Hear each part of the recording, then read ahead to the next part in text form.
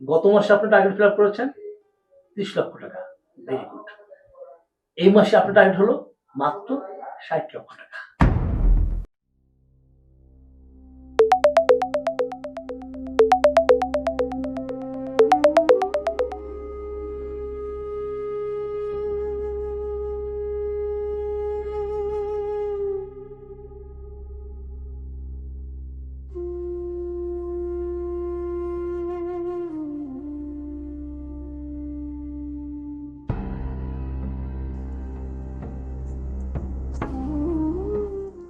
সকালে ঘুম থেকে উঠেই আমার দিনের শুরু। গোসল করে রেডি হয়ে নেমে পড়তে হয় জীবন যুদ্ধে। বেঁচে থাকতে গেলে জীবনে কত কিছু করতে হয়।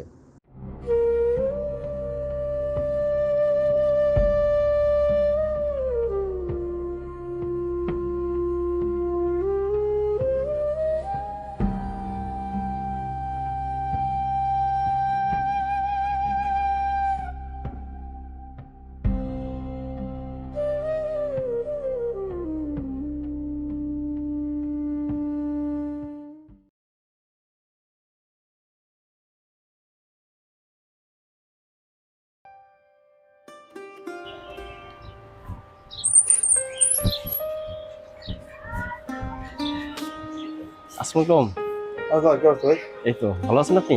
জি, আলহামদুলিল্লাহ। ভাই আমাদের কিছু প্রোডাক্ট দিই আপনাকে। ভাই আপনাদের প্রোডাক্ট তো ভাই চলে না।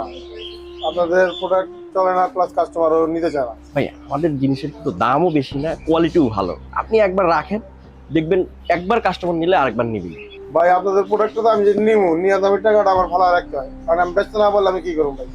ভাই ডিস্টার্ব করেন না ভাই, কাজ করতে আছে, এখন সকালবেলা দোকান খুলছি ভাই। ঠিক আছে ভাই, ভালো থাকবেন। আচ্ছা।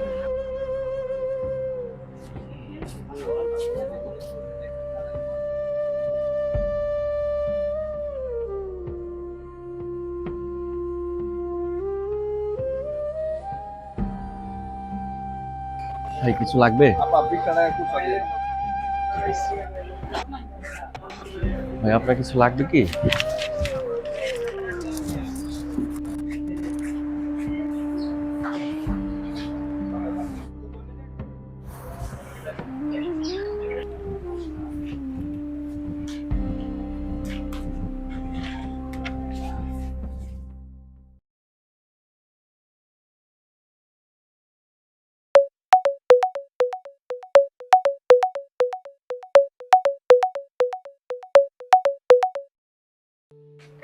জি বস। কি অবস্থা নারায়ণ সাহেব? জি বস, আছি ভালোই। আপনার অবস্থা তো ভালো বুঝলাম, কিন্তু ছেলের অবস্থা কি? বস ছেলের অবস্থা তো ভালো না, চেষ্টা করে যাচ্ছি। দেখতেছি, চেষ্টা করতেছি, এসব বললে তো হবে না নারায়ণ সাহেব। এভাবে পারফরমেন্স করতে থাকলে কোম্পানি তো বেশি দিন টিকবে না। আপনার কি চান কোম্পানিটা রাস্তায় বসে যাক? বস আসলে আমি আমার সর্বোচ্চটা ট্রাই করছি বস। আবার একই কথা, বারবার একই কথা বলবেন না প্লিজ। কাজটা করে দেখান আপনি। বস আপনি হলো যে টেনশন নিয়েন না বস, আমি চেষ্টা করছি বস, চেষ্টা করছি। আবার সে একই কথা, একই কথা বারবার বলবেন না তো, করে দেখান। মাস শেষে যে বেতনটা নেন ওটা হাওয়াল করে নেন।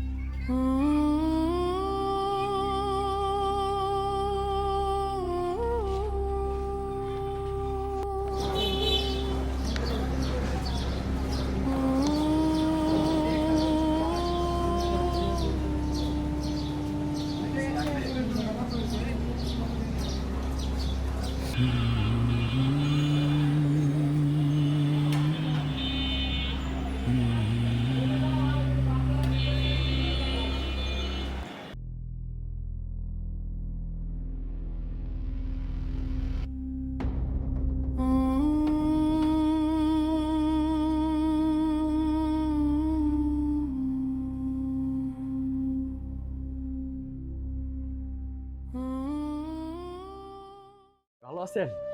হ্যাঁ ভাই, ভালো ভালো আছেন আপনি? জি ভালো আছি। আজকে কিছু অর্ডার লাগবে কি? না ভাই, আপনার প্রোডাক্ট আজকে লাগবে না ভাই। এই যে হলুদের গুঁড়া, মরিচের গুঁড়া, এগুলো তো দেখতে পাচ্ছি ফুরিয়ে গেছে, অল্প কিছু করে দেই। ভাইরে, আপনি যে মালগুলো দিছেন ওইটা আমার বস্তা ভর্তি করে রয়ে গেছে 1 বছর আগে, এখনো সেগুলো বেচতে পারিনি, টাকাগুলো আটকে গেছে। এই টাকাগুলো আপনি দিবেন? বিক্রি তো হয়। ভাই বিক্রি হয়, 1 বছর ধরে টাকা আটকে আছে, 1 পিস 2 পিস বিক্রি হয়ে কোনো লাভ আছে? আপনার মাল লাগবে না ভাই, আপনি আসেন। ভাই এই যে নতুন আমাদের বিরিয়ানির মশলাটা আসছে, এটা খুব চলতেছে, যে একবার নিচ্ছে সে আবার চাচ্ছে, এটা আপনি নিয়ে দেখেন একবার। এ ভাই, আপনার কোনো বিরক্ত করেন না তো, এমনি বেচা কিনা নাই, বগ্নি করতে পারি নাই। আপনি জানতো কোনো মাল লাগবে না আমার।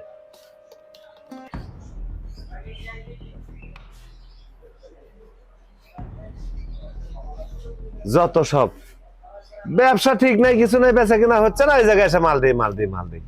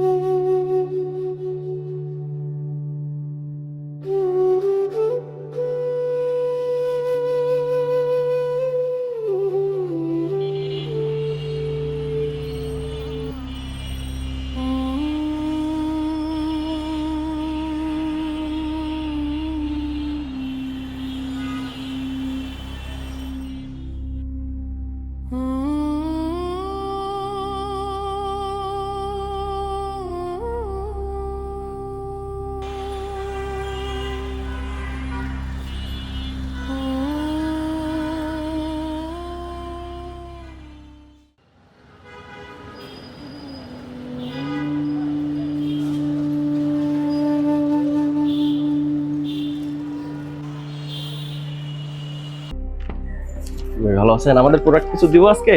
না ভাই, লাগবে না। ভাই প্লিজ না, অল্প কিছু। বিশ্বাস করেন। ব্যস্ত। না।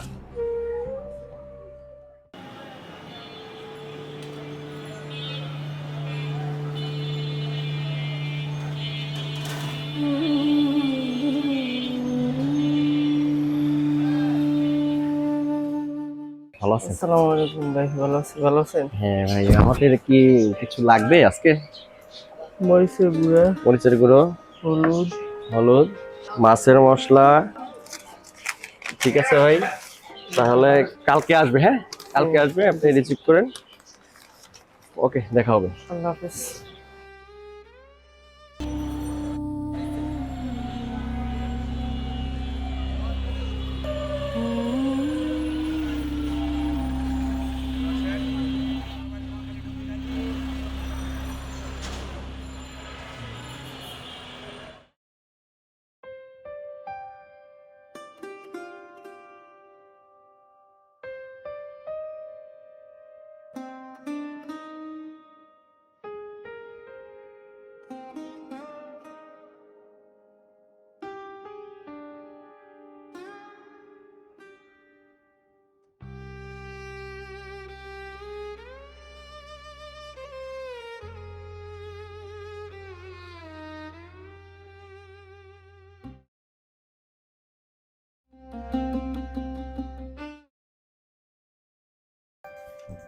আসসালামু আলাইকুম বস।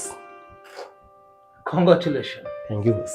কোম্পানি তো আপনার অনেক খুশি, আপনার জন্য একটা বিরাট অফার আছে। Thank you sir. গত মাসে আপনি টার্গেট ফিল আপ করেছেন 30 লক্ষ টাকা, ভেরি গুড। এই মাসে আপনার টার্গেট হলো মাত্র 60 লক্ষ টাকা।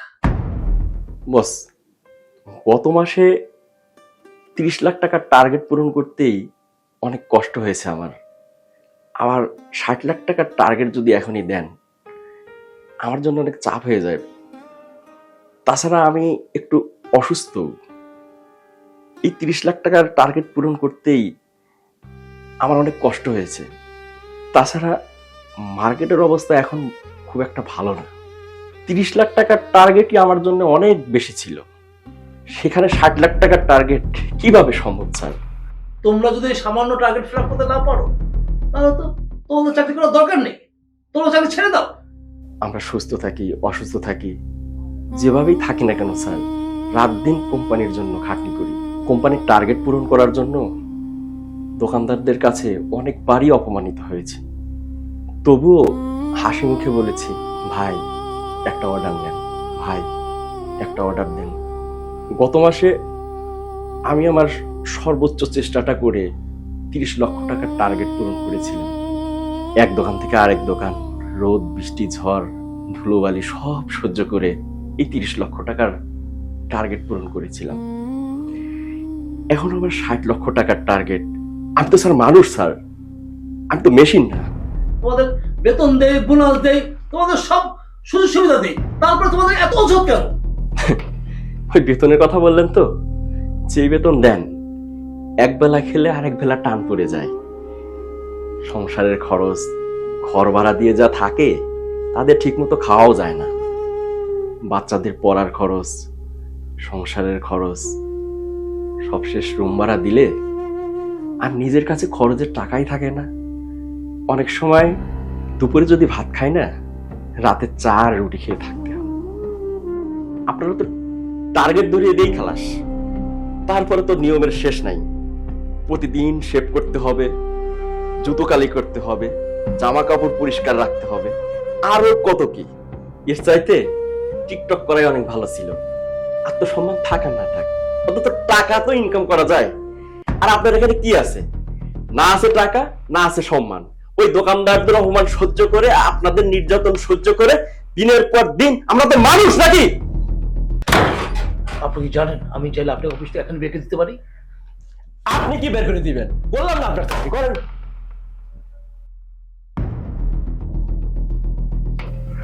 বেয়াদব একটা।